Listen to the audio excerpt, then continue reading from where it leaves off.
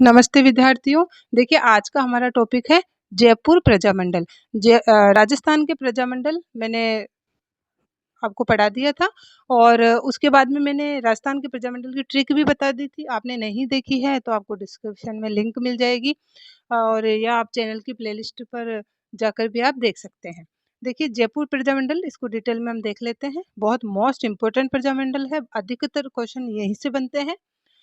तो देखिए जयपुर प्रजामंडल कि देखिए ये इधर साइड में थोड़ा-सा मैंने लिखा है, यहाँ जनजागरण का जनक अर्जुनलाल सेठी को कहा जाता है और इसकी स्थापना जमनालाल बजाज करते हैं। थोड़ा ये डिफरेंस आप थोड़ा क्लियर कर लें, इसलिए मैंने ये लिखा है, ठीक है? तो जयपुर प्रजामंडल में अगर जनजागृति फैलाने का कार्य किया था अर्जुनलाल सेठी ने और अर्जुनलाल सेठी ने कहा भी था कि अगर सेठी नौकरी करेगा अंग्रेज़ों की, तो भारत को अंग्रेज़ों से मुक्त कौन करवाएगा? ये अर्जुनलाल सेठी का बड़ा स्टेटमेंट था। आज़ादी को लेकर, तो ये जयपुर में जनजागृति के जनक थे। इसके अलावा देखिए फिर जो है भूमिका जमनालाल बजाज की रहती है मुख्य जयपुर प्रजामंडल में। तो जयपुर प्रजामंडल हमने देखा था 2 बार स्थापना हुई थी इसकी। 1931 में कर्पूर चंद्र पाटनी ने इसको स्थापित कर दिया था। उसके बाद में 1936 में जयपुर प्रजामंडल की पुनः गठन करते हैं, वापस स्थापना करते हैं जमनालाल बजाज। जमनालाल बजाज जब जयपुर प्रजामंडल की 36 में स्थापना करते हैं, तो उस समय ये अध्यक्ष बना देते हैं चिरंजी लाल मिश्र को और अन्य नेता के रूप में हीरालाल शास्त्री को नियुक्त किया जाता है। देखिए हीरालाल शास्त्री शुरू से ही जयपुर प्रजामंडल से जुड़ जाते हैं और लास्ट तक रहेंगे ये। तो जयपुर प्रजामंडल के शुरुआत में अध्यक्ष चिरंजी लाल मिश्र, जबकि स्थापित किसने किया था? जमनालाल बजाज ने।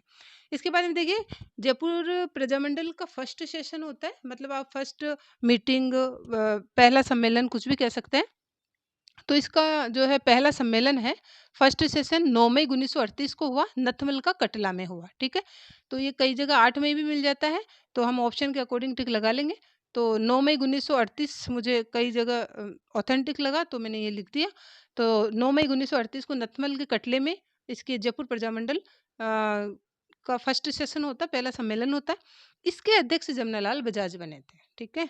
तो जब जयपुर प्रजामंडल स्थापित हुआ था तब अध्यक्ष बने थे चिरंजीलाल मिश्र और इसका जब फर्स्ट सेशन होता है तब अध्यक्ष बनते हैं जमनालाल बजाज। क्लियर? इसके साथ में देखिए एक बहुत बड़ी हस्ती थी कस्तूरबा गांधी। इन्होंने यहाँ सम्मेलन को संबोधित किया था, जयपुर आकर महिला सम्मेलन को संबोधित किया था और इस सम्मेलन का नेतृत्व कर रही थी दुर्गा देवी।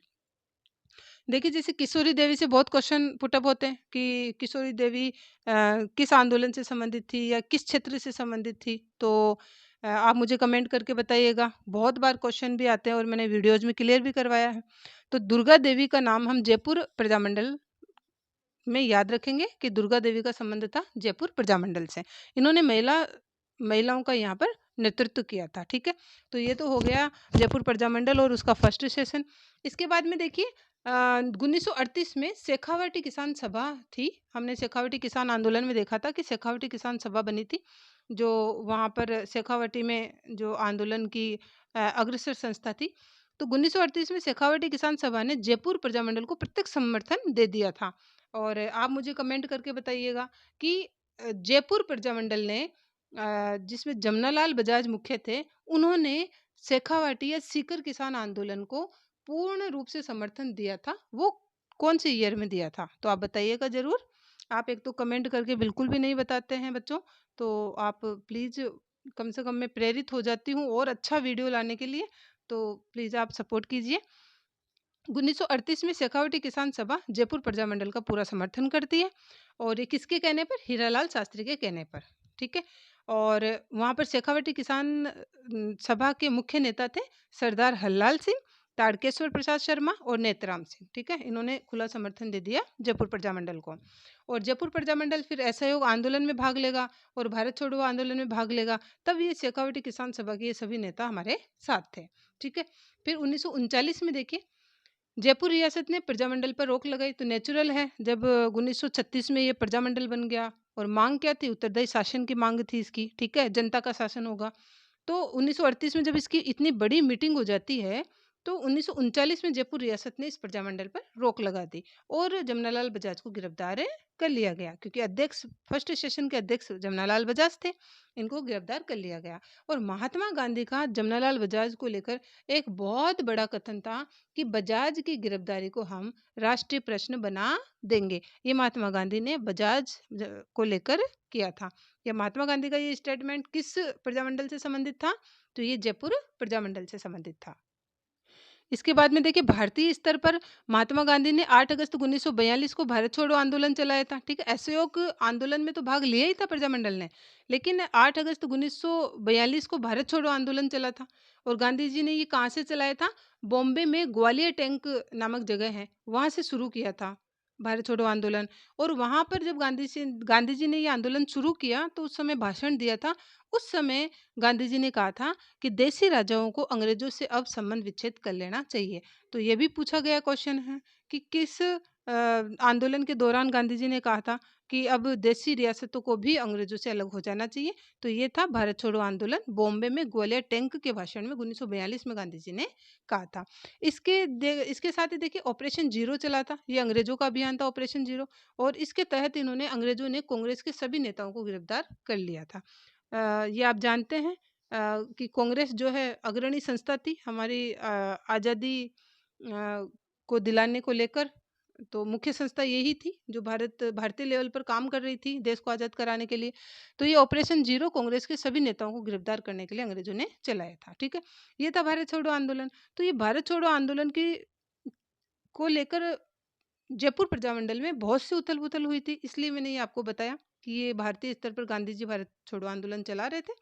अब इससे रिलेटेड देखिए, जयपुर प्रजामंडल में क्या होता है। तो राजस्थान का प्रत्येक प्रजामंडल इसमें भाग तो लेगा ही। जो गांधी जी राष्ट्रीय स्तर पर जो आंदोलन चला रहे हैं उसमें भाग लेगा। ठीक है, तो हीरालाल शास्त्री ने भाग लेने से मना कर दिया। हीरालाल शास्त्री कौन थे? जयपुर प्रजामंडल के जो है अध्यक्ष थे। ठीक है, तो शुरुआत में मैंने बताया था, फिर उसके बाद में बजाज बन गए और फिर हीरालाल शास्त्री बन गए जयपुर प्रजामंडल के अध्यक्ष। तो अभी अध्यक्ष के तौर पे इन्होंने मना कर दिया कि हम भारत छोड़ो आंदोलन में भाग नहीं लेंगे। इसकी भी वजह है देखिए। तो जब हीरालाल शास्त्री ने ऐसा करने से मना कर दिया तो यहाँ पर जो कार्यकर्ता थे, जयपुर प्रजामंडल के जो कार्यकर्ता थे, वो नाराज हो गए इनसे और इन्होंने एक अलग ही संगठन बना लिया। उस संगठन का नाम था आजाद मोर्चा। ठीक है, आजाद मोर्चा बाबा हरिश्चंद्र के नेतृत्व में बना लिया गया। इसके सदस्य थे रामकरण जोशी, दौलतमल भंडारी और गुलाब चंद कासलीवाल। गुलाब चंद कासलीवाल एक वकील थे और इन्हीं के घर को कार्यालय बना लिया गया। ठीक है, और ये आजाद मोर्चा चल पड़ा। तो सीधा पूछा जाए कि जयपुर प्रजामंडल के विरोध में किस संस्था की स्थापना हुई? आजाद मोर्चा की स्थापना की किसने की? बाबा हरिश्चंद्र ने। ठीक है, इसके साथ ही देखिए, जयपुर प्रजामंडल ने ये भारत छोड़ो आंदोलन 1942 में जो चला था उसमें भाग नहीं लिया, लेकिन किसने लिया? आजाद मोर्चा ने लिया। ठीक है, अभी मैंने कहा कि ये जयपुर प्रजामंडल के विरोध में बना था। ये तो हीरालाल शास्त्री ने जयपुर प्रजामंडल को तो मना कर दिया कि हम भाग नहीं लेंगे, लेकिन आजाद मोर्चा वाले इसमें सक्रिय हो जाते हैं भारत छोड़ो आंदोलन में। ठीक है, इसके बाद में देखिए, एक प्रश्न देख लीजिए आप। जयपुर प्रजामंडल के विरोध में कौन सी संस्था बनी थी? तो ये आजाद मोर्चा। आजाद मोर्चा का संबंध किस रियासत से है? जयपुर रियासत से है, जयपुर प्रजामंडल से है। आई थिंक आपके क्लियर हो गया होगा। इसके बाद में देखिए कि हीरालाल शास्त्री ने ऐसा क्यों कहा कि हम भारत छोड़ो आंदोलन में भाग नहीं लेंगे। तो ये उस वक्त जयपुर के महाराजा थे सवाई मानसिंह सेकंड। ठीक है, और उनके प्रधानमंत्री हुआ करते थे मिर्जा इस्माइल। तो ये मिर्जा इस्माइल है, ये आधुनिक जयपुर का निर्माता माना जाता है मिर्जा इस्माइल को। और इन्हीं के नाम पर एमआई रोड भी बनी हुई है। तो एम से मिर्जा, आई से इस्माइल रोड। ठीक है, तो एमआई रोड भी इनके नाम से ही बनी हुई है।